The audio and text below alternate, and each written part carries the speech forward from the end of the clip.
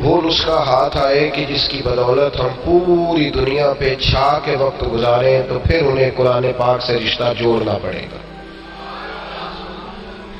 جب انسان بہت زیادہ تھک جاتا ہے نا زندگی کی دوڑ میں، اور کئی دفعہ وہ بہت ساری چیزوں سے اکتا جاتا ہے، کروڑوں اربوں روپیہ اس کے پاس ہوتا ہے، تو وہ پلٹ کر کسی درویش کے قدموں میں آ کے بیٹھتا ہے کہ بس ہو گئی ہے، اب کوئی ایسا وظیفہ پڑھیں کہ میرے دل سے دنیا نکل جائے اور دین آ جائے، کوئی ایسا جملہ بولیں، کوئی ایسی نصیحت کریں۔ تو ہر آدمی، ہر شخص اپنے علم اور اپنے عمل کی تاثیر کے ساتھ بات کرتا ہے، اور بہت سارے لوگ ایسے ہوتے ہیں کہ جن کی زبان سے نکلے ہوئے جملے واقعی تاثیر کا کام کرتے ہیں اور دل بدل جاتے ہیں۔ تو جب ایک عام آدمی کی گفتگو کا یہ حال ہے تو بتلائیے پھر رب کریم کے کلام کا کیا حال ہے۔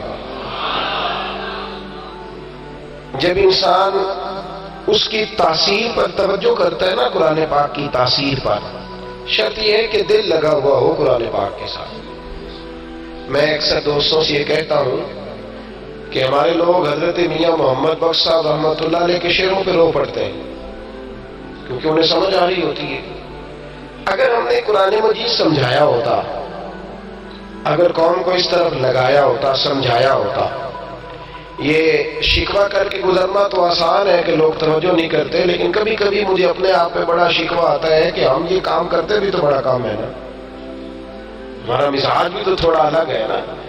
مطلب جس جگہ آرٹسٹوں کو، آرٹسٹ نعت خوانوں کو پروموٹ کیا جا رہا ہوتا ہے تو وہاں بھی تو کسی کی صدارت ہوتی ہے نا، وہاں بھی تو کسی کا خصوصی خطاب ہوتا ہے نا، وہاں بھی تو کچھ ایسے لوگ ہوتے ہیں نا جو صاحب جبہ و دستار کہلاتے ہیں۔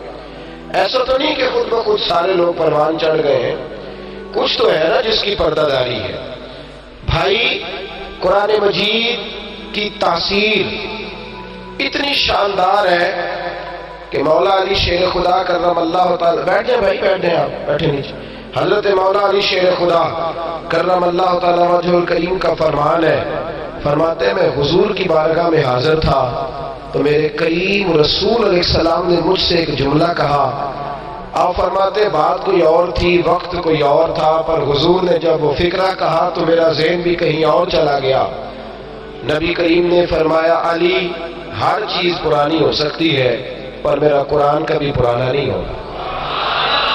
اللہ کرے آپ کو سمجھ آئے، قرآن کبھی پرانا، یعنی آپ کسی کے سامنے کوئی چیز رکھتے ہیں تو وہ کہتا میں نے پہلے بھی پڑھا ہے۔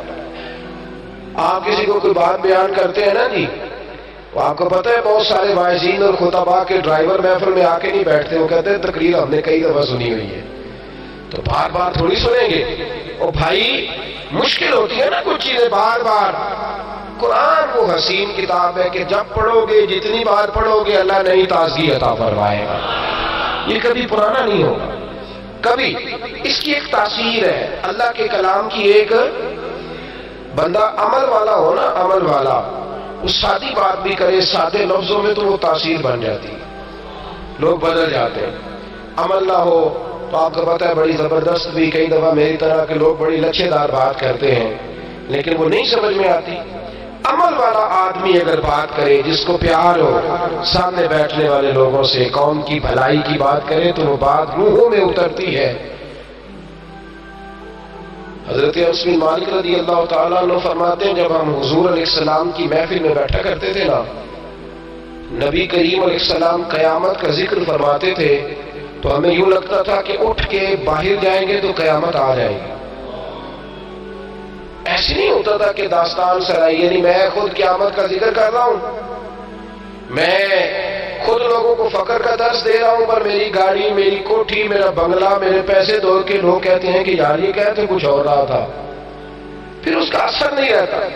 لیکن اللہ کے حبیب علیہ السلام جب قیامت کا ذکر کرتے تو صحابہ کہتے ہیں کہ یوں لگتا تھا کہ اٹھ کے جائیں گے تو قیامت آ جائے گی۔ تو جب حضور کے فرمان میں اتنی تاثیر ہے تو پھر رب کے کلام میں کتنی تاثیر ہے۔ ایک حدیث ہمیں ملتی ہے، اس کے راوی بھی حضرت انس بن مالک رضی اللہ تعالیٰ عنہ ہے، فرماتے ہیں ایک دن حضرت موسیٰ کلیم اللہ علیہ السلام نے رب کریم کی بارگاہ میں عرض کیا، اگر آپ کی توجہ موبائلوں سے زیادہ میرے ساتھ ہو جائے تو کام ذرا بن جائے گا۔ ویسے بھی ہم نے قوم کو اور بھی کئی کام کرانے ہیں، سب کو صحافی تھوڑا بنانا ہے۔ بالکل ضروری ہے کہ اب سارے صحافی بنیں گے، اور بھی غم ہے زمانے میں محبت کے سوا، تو کچھ اور بھی تو شعبے ہیں نا جی، ان میں بھی تو کام کرنا ہے نا، مہربانی فرمائیں۔ اب تو عجیب و غریب منطق ہے۔ ایک بڑے درویش عالم ہے، میرے دوست ہیں، ایک جگہ میں موجود تھا تو کچھ سنگیوں سمیت آ گئے۔ پیار کی بات ہوتی ہے نا، کچھ لوگوں سے جب وہ ملتے ہیں تو بس طبیعت خوش ہو جاتی۔ تو وہ مجھے ملے تو ملنے، آپ کو پتہ ہے میں تو کئی دفعہ بڑا پریشان ہوتا ہوں۔ مطلب پہلے یہ ہوتا تھا کہ لوگ کہتے تھے میں نے دن میں اتنے نفل پڑھے ہیں، اتنی عبادت کی، اتنے سپارے پڑھے ہیں۔ اب ہم سے کو پوچھے تو ہم یہ بتا سکتے ہیں کہ 150 تصویر کھنچوائی ہے، کیونکہ جس نے گھر بلایا اس نے بھی کھینچی ہے، جو رستے میں ملا اس نے بھی کھینچی ہے، جس نے بڑی شوق سے گاڑی روکی ہے اس نے بھی فوٹو ہی کھینچی۔ تو وہ صاحب مجھے کہنے لگے کہ یہ بچوں کی خواہش ہے ذرا آپ کے ساتھ تصویر کھنچوانے کی، تو میں کہ تھی پھر ذرا سیٹ دے ہو جو بھی چاہو کہ نا بچیاں دی جو خواہش ہے تو آڑی دے کوئی نہ نا، تو اتنا ضروری نہیں یار۔ مطلب ایسے بھی یہ مطلب ضرورت کے لیے اس کا فتویٰ تھا، ورنہ جو محتاط علماء ہیں وہ تو پسند ہی نہیں کرتے سرے سے۔ میری طرح کے لوگ ہیں جو بس ٹھیک ہے سب کچھ ہو رہا ہے، ورنہ مشائخ تو قائل نہیں ہے اس کے۔ اللہ تعالیٰ سمجھنے کی توفیق عطا فرمائے۔ آپ میری بات پہ توجہ کریں جو بات آپ سے کر رہا ہوں۔ حضرت انس بن مالک فرماتے ہیں کہ حضرت موسیٰ کلیم اللہ علیہ السلام جب رب کی بارگاہ میں جاتے تھے نا کوہ طور میں، کوہ طور پر ملاقات ہوتی تھی تو بڑا اثر قبول کرتے تھے۔ رب کریم کی گفتگو، اللہ کی گفتگو بڑا اثر قبول کرتے، پسینہ آ جاتا۔ کئی دفعہ ان کے وجود پر کیف طاری ہوتا تو ایک دن عرض کرنے لگے کہ یا اللہ یہ جو تو میرے ساتھ بات کرتا ہے تو یہ تیرے کلام کا اصل انداز ہے، اصل انداز ہے۔ تو رب کریم نے فرمایا موسیٰ اگر میں اصل کلام میں تیرے ساتھ بات کروں تو آپ برداشت کیسے کریں گے؟ یہ تو میں اپنے کلام پر 30,000 پردے ڈال کر آپ کے ساتھ بات کرتا ہوں۔ یہی بہتر ہے کہ پردوں میں وہ پردہ پوش رہے، وہ اگر پردے اٹھا دے تو کسے ہوش رہے۔ کہا بھی تو ابھی تو 30,000 پردے کلام پر، پھر بات ہوتی ہے۔ رب کریم نے فرمایا لو انزلنا ھذا القرآن علی جبل لرأیتہ خاشعا متصدعا من خشیۃ اللہ۔ قرآن سنتے ہو تو کبھی قرآن مجید کے مفاہیم پر بھی غور کیا کریں۔ فرمایا کہ قرآن اگر ہم پہاڑوں پر نازل کرتے تو یہ اللہ کے خوف سے ریزہ ریزہ ہو گیا۔ اگر یہ پہاڑوں پر وَتِلْكَ الْأَمْثَالُ نَضْرِبُهَا لِلنَّاسِ، اور یہ مثالیں بھی لوگوں کو سمجھانے کے لیے بیان کریں تاکہ تمہیں سمجھ آئے کہ قرآن میں تاثیر کتنی ہے۔ قرآن مجید میں ایک اثر ہے، قرآن میں ایک کیف ہے، قرآن پاک میں ایک سرور ہے۔ ادھر دیکھیے میری طرف، قرآن پاک میں ایک لذت ہے، ایک مزہ ہے۔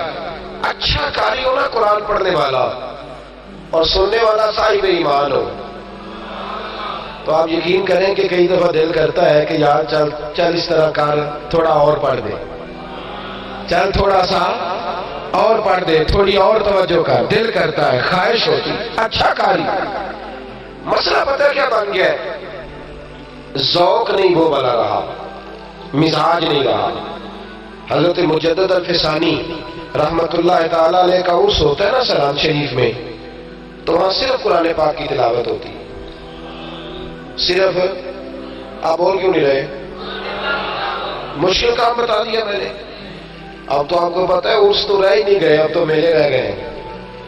تو اب اگر پیر صاحب صرف قرآن پاک کی تلاوت کرائیں گے تو پھر مرید کیسے بڑھیں گے؟ ان کو تو پیری مریدی والے سارے شعر سنانے پڑتے ہیں جن کے اندر مرشد کا ادب، مرشد کے آستانے کی خدمت، وہ ساری داستان ساری کرنی چاہیے، ہونا چاہیے۔ میں اختلاف نہیں کرتا، صوفیانہ کلام کا تو میں بڑا شوقین ہوں، میرے پاس شاید ساری کتابیں ہوں، لیکن بھائی قرآن مجید کی فوقیت کا انکار کیسے کرو گے؟ قرآن مجید کے درجات کا انکار کیسے کرو گے؟ قرآن پاک کے ساتھ دلچسپیوں کا اظہار کیسے کرو گے؟ قرآن مجید فرقان حمید سے میں کہا کرتا ہوں کہ قرآن کے حافظ ہیں اللہ کے فضل سے، ہے نا جی آپ کے شہر میں بھی؟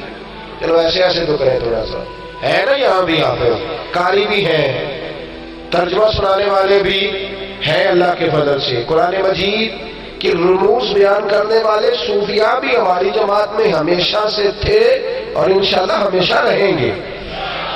رموز بیان کرنے والے لوگ بھی ہیں۔ ضرورت کس کی ہے؟ اب ضرورت یہ ہے کہ کچھ لوگ نا قرآن مجید سے عشق کرنے والے ملے، عوام میں سے کچھ لوگ ملے جو آ کے کہیں کہ یار مہربانی کرو، مہربانی کرو ذرا کچھ آیتیں قرآن پاک کی سناؤ۔ یہ ایک باقاعدہ ذوق ہے، ایک باقاعدہ دیکھیں نا، ایک ذوق ہے، کسی چیز کا ایک ذوق ہوتا ہے۔ شاعر دو بیٹھے ہو نا تو وہ پہلے کے کلام سنانے کا مقصد یہ ہوتا ہے کہ اب دوسرے نے بھی سنانا ہے۔ جن کو شعر و شاعری سے دلچسپی ہے وہ سمجھ لیں، بلکہ بزرگوں نے لکھا ہے، جو شعراء میں بزرگ تھے انہوں نے لکھا ہے کہ کراچی ساحل سمندر پہ ایک شاعر آگے آگے دوڑ رہا تھا تو ایک پیچھے دوڑ رہا تھا۔ اگلے والا تو نکل گیا تو پچھلے والے کو ایک صاحب نے روک لیا۔ اس نے کہا کیا مسئلہ ہے، کیوں دوڑ رہے ہیں؟ تو کہنے لگا وہ اپنی غزل سنا گیا، میری نہیں سننا، اس لیے دوڑ رہا ہوں کہ مہربانی کر میری بھی تو سننا، اسے پکڑ رہا ہوں۔ ایک ذوق ہوتا ہے نا جی۔ آپ یہ مطلب جو چارہ کاٹنے والے لوگ ہیں بھینسوں والے، ان سے آپ پوچھ لیں، ان کے پاس آپ دو اگر برابر میں مل جائے تو ایک دوسرے کو نسخے بتاتے ہیں، بتاتے کہ نہیں بتاتے؟ یہ مزاج ہے۔ مطلب جی جو آدمی گاڑی رکھنے کا شوقین ہے اس کی طبیعت ہوتی ہے۔ تو جب کسی کو قرآن پاک سے محبت ہوتی ہے، امام راضی کہتے ہیں صحابہ جب بھی آپس میں ملتے تھے سورہ عصر کی تلاوت کرتے، جب بھی آپس میں ملتے تھے سورہ عصر کی تلاوت کرتے۔ حضرت انس بن مالک رضی اللہ تعالیٰ عنہ فرماتے ہیں میں مسجد نبوی سے نکلا، مجھے یہ بات کہہ لینے دیں کہ میری طرح کے لوگ جو دین سے وابستہ ہیں وہ بھی اب ایک دوسرے سے ملتے ہیں تو اللہ تعالیٰ خیر کرے، ایک دوسرے کی جماعتوں پر ہی بحث کرتے ہیں۔ وہ جماعت کچھ نہیں کر رہی تو وہ جماعت، پرانے بزرگ ایک دوسرے سے ملتے تھے تو کہتے تھے کل فلاں آیت کا نیا معنی میری سمجھ میں آیا ہے، یار وہ فلاں تفسیر دیکھی ہے میں نے۔ ہمارے استاد گرامی صبح صبح جب کلاس میں آتے تھے نا اکثر ان کے ہاتھ میں شفا شریف ہوتی تھی، کہتے تھے یار آج ایک بات پڑھی ہے مزہ ہی آ گیا ہے، ذرا دیکھو تو صحیح کیا شاندار لکھا ہے بزرگوں نے۔ اب اس سے ترویج ہوتی تھی، طبیعت میں اشاعت ہوتی تھی چیزوں، مزاج نہیں۔ حضرت انس بن مالک رضی اللہ تعالیٰ عنہ فرماتے ہیں کہ میں مسجد نبوی سے باہر آیا تو ایک صحابی نا اپنا مکان بنا رہے تھے، دیواریں بلند کر لی تھی، چھت کے قریب پہنچے ہوئے تھے۔ میں مسجد سے نکل کے آ رہا تھا تو وہ نا رستے میں مجھے مل گئے، سلام کے بعد کہنے لگے انس مسجد سے آ رہے ہو؟ اپنا کام کر رہے ہیں، میں بھی گزرتا ہوں نا لوگ کام کر رہے ہوتے ہیں، وہ بھی گزرے کیونکہ شوق تھا قرآن پاک کا، ایک دوسرے کے ساتھ قرآن مجید کی بات کرنے کا شوق تھا۔ فرماتے ہیں کہ میں ان کے قریب سے گزرا تو دیوار بنا رہے تھے تو فرمانے لگے انس مسجد نبوی شریف سے آئے ہو؟ ہاں وہاں سے آیا ہوں۔ کہا کوئی نئی آیت تو نہیں آئی حضور پہ؟ کوئی نئی آیت تو نہیں آئی؟ میری ملت کے جوانوں یہاں تو نئے ماڈل کا موبائل آئے تو شارٹ ہو جاتا ہے۔ اب یہ شوق ہے نا ہمارا، ہم اگر اس طرح شوق لائیں، میں اپنی غلطی پہلے قبول کر چکا ہوں کہ ہم یہ شوق پیدا نہیں کر سکے، شوق پیدا کرنے والوں نے بھی کمزوری دکھائی ہے، یہ ہم نے بھی بڑی کمزوری دکھائی ہے، یہ مزاج ہم بنا نہیں سکے۔ ہم نے دیکھا کہ قوم کی ضرورت ہے کہ وہ دیکھ رہی ہے فلاں نعت خواں کے نام پہ لوگ جمع ہو جائیں گے تو ہم نے اس کو بلا لیا۔ ہم بھی یہ ذوق نہیں پیدا کر سکے۔ کہاں گئے وہ شبینے جو ساری ساری رات لوگ کھڑے رہا کرتے تھے اور ساری ساری رات لوگ سنا کرتے تھے؟ میں کراچی گیا تھا، علامہ نورانی رحمۃ اللہ علیہ کے مزار پر ایک شخص کو کھڑے ہو کے روتے دیکھا تو میں نے ان سے کہا کہ اللہ تعالیٰ فضل کرے، میں بھی بڑا رلایا اس شخص نے مجھے۔ تو میں نے کہا بات کیا ہے؟ کہنے لگے اب میرا یہ خیال تھا کہ قائد اہل سنت تھے، ان کے جانے سے بڑے مسائل بنے، پتہ نہیں کس دکھ میں رو رہا ہے۔ تو کہنے لگے نہیں یار وہ ساری باتیں اپنی جگہ پہ، جب سے یہ شخص گیا ہے نا میرا تو قرآن کا مزہ ہی چلا گیا۔ جو یہ لطف دیتا تھا پہلے تراویح پڑھانا، پھر ذوق بننا، آخری عمر تک کہنا چلو یار یہ سپارہ دوبارہ پڑھتے ہیں، 2 نفلوں میں، 4 نفلوں میں، 8 نفلوں میں، یہ ذوق ہوتا تھا۔ پتہ نہیں میں آپ کو بات بھی سمجھا پا رہا ہوں کہ نہیں سمجھا پا رہا، لیکن غور کریں کہ عرض کر رہا ہوں۔ حضرت انس بن مالک فرماتے ہیں میں مسجد نبوی شریف سے نکلا، وہ صحابی مکان بنا رہے تھے، پوچھنے لگے کوئی نئی آیت آئی ہے؟ تو میں نے کہا آئی ہے، ابھی سن کے آیا ہوں۔ کہا سنائیے؟ کہا ابھی آیت آئی ہے، حضور نے ہمیں ابھی سنائی ہے، اقترب للناس حسابهم وهم فی غفلۃ معرضون۔ رب فرماتا ہے لوگوں کے حساب کا وقت قریب آ گیا ہے، ابھی بھی کافی نہیں، اقترب للناس حساب، حساب کا وقت، حساب کا وقت، جس کی عمر 60 سال ہے اس کی تو 30 سال گزر گئی، تو باقی تو آدھی رہ گئی، اور جس کی 40 ہے اس کی تو بھائی 70% بیت گئی ہے، تھوڑی رہ گئی۔ اٹھ فریدا سوتیا، داڑھی آ گئی پور،